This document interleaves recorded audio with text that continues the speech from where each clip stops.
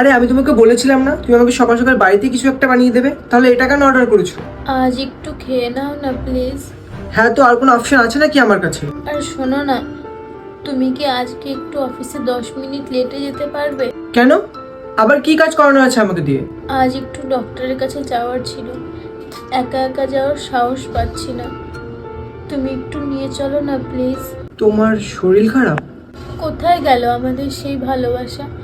আগে তোমাকে কিছু বলতে হতো না, তুমি নিজেই সব বুঝে যেতে। আর এখন তোমাকে বলতে হচ্ছে আমার শরীর খারাপ। সরি, আমি টাকা ইনকামের জন্য নিজের ঘরের মানুষগুলোকেই ভুলে যাচ্ছি। আমি তোমাকে টাকা ইনকাম করা বা কাজ করার থেকে আটকাচ্ছি না।